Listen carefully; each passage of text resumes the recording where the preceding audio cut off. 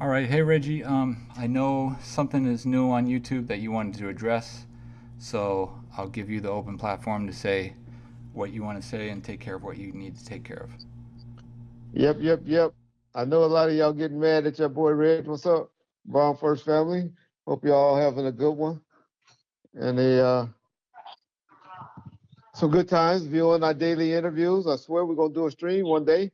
John is the one that keep dodging us on doing the live streams, but I'm getting to do a live stream real soon so y'all can ask for some of the questions. Yep. Any questions that y'all want to ask about the some of the content we've been putting up for the last 3 months, 3 to 4 months. So be looking out for that. But we're here because I just had to address this groupie right quick. There's, y'all know, once I get going, I can't just let people tap at me. It's not my personality.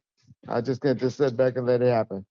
I know this guy don't give me no views, and I know he definitely don't get no views.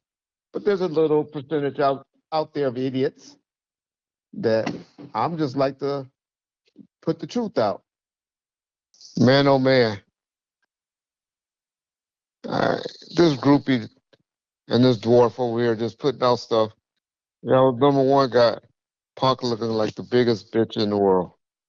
If y'all believe anything that she's saying over there, this groupie who for 1 minute want to trying to eat off of Pac is always putting out content about Pac and stuff like that. But he gonna let this groupie or this dwarf say like Pac was the biggest lamest dude in the world. That Michael Moore would force him to put on a bulletproof vest if he had to, and all of that. Man, I don't know what type of niggas y'all thought the artists were these security guards had that type of control. But that's what niggas do when they got low self esteem and mess with a 250 pounder, 4'9", 4'8" female. How they try to make themselves sound bigger and better than what they are. So knowing him, he might have said it. But I just want y'all to look at this and just show me one picture with Tupac with a bulletproof vest on, other than the time that he was in that fatigue outfit. Yeah, y'all keep letting all these people talk about this bulletproof vest stuff. I'm the one that bought them the bulletproof vest. Those niggas had those over there for costumes when they was playing around. They ain't never wore it. But just show me a picture. All those times when Michael went in there with pictures with them, where did Pac have a vest on that? We gonna post about 2 or 3 pictures with Michael Moore and Pac. He didn't have no vest on in any of these pictures. But y'all gonna let her believe because this is the agenda that they're trying to push. That every time, and if Pac wouldn't, uh, if he wouldn't have put on the vest, he would have made him put on the bulletproof vest and stripped him down and poured it on him. And everybody, the one time that y'all did see Pac with a bulletproof vest on, I just bought him. We was on our way to Vegas, and so it was like a new item. And that's when he filmed that little show with Uncle Luke. Any other time than that, anywhere, y'all show me with him with a bulletproof vest on, we'll send you, we'll send y'all something. I'll send you something. Y'all hit me up on Instagram. Other than that, if it wasn't for fashion, you know, just trying to wear it like they do now. Church always got a vest on, but they do it for fashion. That black vest that Park had on, that wasn't a bulletproof vest. That was just a leather black vest. So, our groupie friend got this 4'8" midget. That's about 250 pounds. I brought her on our show, and I talked shit to her during the show, and told y'all she was the reason for Michael Moore dying because she almost got arrested and booked for giving him prescription medication. Now the groupie is trying to put out there that I said he died from a steroid overdose. Overdose. Never said that. I said he was using steroids real bad. Nigga OD'd off of her pills. By evidence, y'all listen to the interview that we got pinned in the comment section that she did with us on Bomb First before she got this new direction or new theory from the groupie that on this crazy ass theory they're trying to put out there. Like number one, that I didn't own the security company, Right Way Protective Services. Oh boy. And I was just an employee. And Suge owned it. And Suge bought all the guns. The guns were registered to Death Row Records. That all the guards happened to everybody except Michael. The craziest shit I ever heard. So, y'all know Kevin Hackey, the guy that was out there and making some claims. The guy that I always told y'all was Tupac Shakur primary bodyguard. He sent me a long email today addressing this because he don't want to get on camera and talk about it because of his profession, because he's a big time private investigator for a lot of attorneys right now. And so he's making his money, making his living. So I can respect that. But he sent a long email and gave his contact information and put everything in there. Just addressing the subject matters that the midget, or matter of fact, she ain't a midget. She's a midget, but she's more of a druggie. Judy Lachowski had to say. And I'm telling y'all, this woman is a drug head. You ain't never heard of a druggie? She tells y'all in her own words. They taking pills and sleep and slept all day. But that's neither here or there. Y'all can't listen to it, her interview, and tell she's a druggie. Or go listen to R.J. Bonds for those of y'all. R.J. Bonds hates her more than I do. I know they getting all this information from a homosexual from the UK. He just. But I expose people when they just out putting out lies. So the topic of the day is Reggie was just an employee, didn't own Right Way Protective Services. I'm just gonna put up a few. I'll put up my matter of fact, John. You can post up my income tax that I filed just on one of my 5 businesses that I had at the time, on the salary and everything on my taxes from 95, 96, and 97.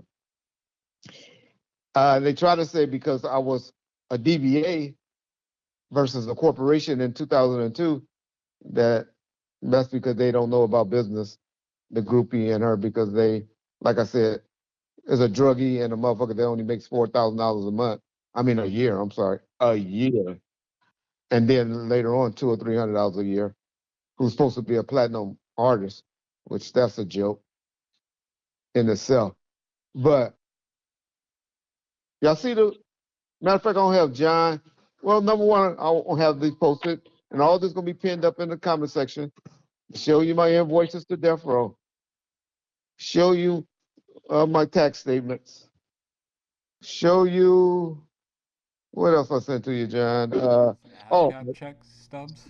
oh well, the ASCAP checks, that's nothing. I don't. Okay. We got past the big Simon thing, but you can put that up. Okay. Just black out my amount that I'm getting quarterly, but y'all can show the groupie what an ASCAP check supposed to get. You should have got one in the mail. Uh, Shit, I think I got it about a week ago, and so John, you got the date, but just black out the amount that I got. I don't want them to see that because they'll be mad. Yeah. They'll be mad. Yeah. But anyway, uh, but just pin up the different things. Pin up this letter or email that Kevin Hackey sent me that I forward to you. Matter of fact, John, we're gonna take the rest of this time on this video. I just want you to read what Kevin Hackey had to say. Because a lot of y'all like to listen to other people other than Reggie. This is the email that Kevin Hackey sent me August the 23rd at 9 p.m. Mm-hmm. at night. Yep. 9:12 p.m. to be exact. So it states, Reggie, I hope all is well with you and that your rehabilitation is progressing back to a fully daily normal life for you. As we discussed over the years, I have not publicly did any interviews in 14 years regarding Tupac, and I have no intentions of starting now. The clip interview you sent me for my review is disturbing at minimal.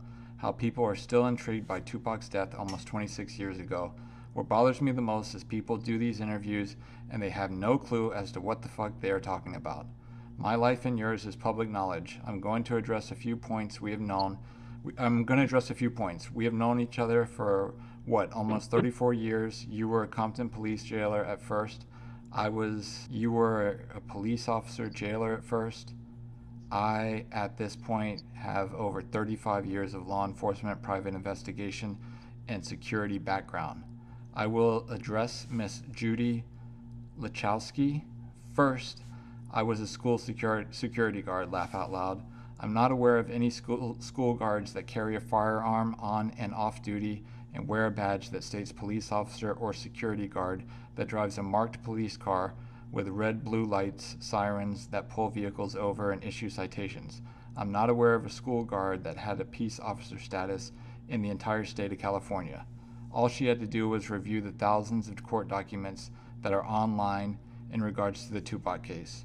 She could have also reviewed Section 830.32 California Penal Code, public record. I was sworn peace officer 18 and a half years ago in California, 17 years as you are aware with the Compton School Police Department, City of Compton, and I received honorable retirement in that time frame. As you are aware, I worked for the FBI as an undercover asset investigating death row records for RICO violations.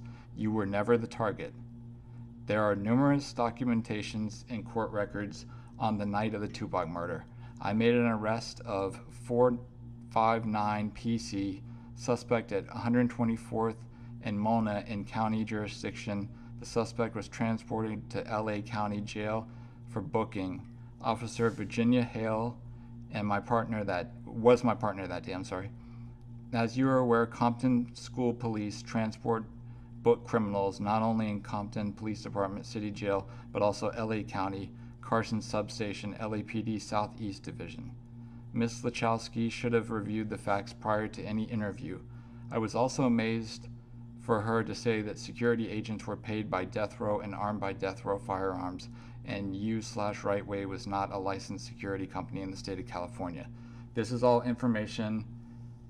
public information that you can see BSIS on-site for licensed security and private investigation companies. Rightway guards were paid by Rightway Security via ADP check processing at all times. Every armed officer who worked maintained their own firearm. As you're aware, Moore was primarily hired to work as a security guard in Can-Am Studios. Moore did not have peace officer status or a California concealed weapon permit. If you recall, I did a letter of recommendation to the Riverside Sheriff to attempt to get him a CCW. I also did a letter for Frank in Orange County. This is all public information. Moore was a fill-in guard at times for either Frank or I. He was never a full-time bodyguard or for Tupac or any other artist that he was mainly used for the studio and video shoots. I was the only full-time bodyguard to Tupac. We brought Frank in and he worked under me to refresh your memory. I flew back with you, Suge, and a few others once he was released. This is Tupac. Once he was released from Rikers. The first few months, it was me only. We brought Frank in January 1996. He also worked the studio in-house until obtaining a CCW. I never had any issues with Moore. Always had a smile and was polite. I find it very hard to believe he fabricated statements as to being paid by death row for security services and that death row issued firearms. First of all, when Rightway was created, Suge was already on active probation, federal for possession of a firearm, and Dre was a felon also. So why the owners of death row could be issuing firearms when there was prohibited from owning one themselves? Most people don't understand business/individuals hire security companies to limit the liability in the event of litigation. The letter that Yasmin wrote does exist. Once Tupac's accountants in June 1996 realized there were irregularities in Tupac's royalties and advancement of payments, he was very upset and directed her to draft a termination letter. However, later on that night, Tupac met with Suge Kinner, Steve Cantrop. You know we always go to Monty's in Century City, Suge's favorite place. The irregularities were hashed out, and Tupac was to obtain a payment the next day. Right Way Security was never terminated. Las Vegas. The night in question, the security detail for Right Way at Club 662, they were not carrying firearms due to the fact that they were not licensed as guards nor had gun permits. I'm aware that Moore did have his personal weapon when he was with personnel. Let me start that sentence over. I'm aware that Moore did have his personal weapon when he, with other personnel, were questioned by Las Vegas police that night. There is a report which states that he was armed and was not licensed and was a federal military base fireman rank of captain. It was the officer's discretion to take his weapon or not. As you are aware, upon my arrival on Sunday, I checked into Las Vegas PD station and was granted temporary CCW authorization because of my peace officer status, which is a matter of record. They took a copy of my police ID and make and model of my firearm. You asked about Mr. Delray. No, I have never heard of him or his show. You know I pay no attention to people that do interviews pertaining to Tupac. You are not directly or indirectly responsible in any way for Tupac's death. We had not talked in almost 15 years, but I did share the 301's info with you pertaining to the murder of Tupac. The shooter was killed in Compton at Rob's Car Wash over 2 decades ago. No evidence has ever been presented to any law enforcement agency to prove otherwise. I have sent an attachment with Penal Code 832.32, State of California, a copy of your old PPO license, old corporation papers. This is basic shit that should have been verified prior to Mr. Delray putting out the interview with Miss Judy Lachowski. You know Frank worked for the company as a security agent from 2010 until his death at one of my cellular retail stores in Palm Desert. What happened in his life to, I don't know. I think he's meant, I don't know what happened in his life to kill himself. He had talked with my operations manager, Preston Bell, about 15:30 that Sunday. No duress, and his voice never forget. He told Preston he just came back from El Polo Loco and was getting clothes out to report for work in the morning. And of course, the next morning, my office received a call from his wife, and I will never understand this. Well, I hope this clears up a few things for you and closes out this chapter. I told you a few years ago, close the book on Tupac's death. There will always be someone making statements on these podcasts, etc. Take care. Sincerely, Kevin R. Hackey. Now, you may have heard me mispronounce a few things or have some hiccups here and there because there are a couple of typos in the email, which you will see because you are viewing the email now on your screen. But for people that don't want to read, that just want to hear it, I did my best in transcribing it at my discretion. Yep. So don't want to make this video too long because then we know y'all won't view it and y'all won't give it the contents that need it. I know only 10% of y'all even care about this information, and another 90% can give a crap about this by evidence of the views whenever we talk about anything associated with conspiracy theories. But I hate for anybody to be able to tap at me because I bring receipts. Just like the people that's feeding them this information behind the scenes, how they got ran off the internet. Mr. Delray, trust me. Trust me. Your wife ain't gonna let you keep sitting up talking on YouTube when you're only bringing in $600, $700 from that because we see your views. We know what the numbers add up to, bro. We know you's a broke motherfucker. So, nigga, you better leave Reggie Wright alone because you gonna get exposed every chance. I know you got those little idiots over there. You think it's people applauding you. You don't realize that It's one motherfucker with 50 different profiles that's commenting and talking to most of the people to yourself. A troll, homosexual that did it for R.J. Bonds. He eventually fell out with him. He did it for J-Mix. He eventually fell out with him. He did it for Gene. He eventually fell out with him. He's going to burn you, and he's going to fall out with you. But you keep taking this information, Judy, Julie, midget, uh, dwarf, druggie, whatever you like to be called. You need to keep your name out of my mouth because you's a broke, fat, 300-pound looking druggie. And dwarf, you remember, y'all listening and talking to somebody that didn't meet Michael Moore until 2008. 2008. But y'all taking and y'all think this is great information, exclusive information. And this is a 2008, y'all, is when she met him. But this is who y'all take as factual for something that happened in 1996, 12 years later. Oh my God. But anyway, there's another interview up with Tim Williams, who was Michael Moore's best friend at the time. He tell y'all all this stuff that Michael's saying now is not true. Michael got fired from the fire department for a dirty test. Y'all go to Riverside County and put in the name Michael Moore. Y'all see that nigga been arrested about 3 or 4 times for being under the influence of narcotics. These are druggies. Druggies, y'all. Not selling. It's the difference between a seller and a user.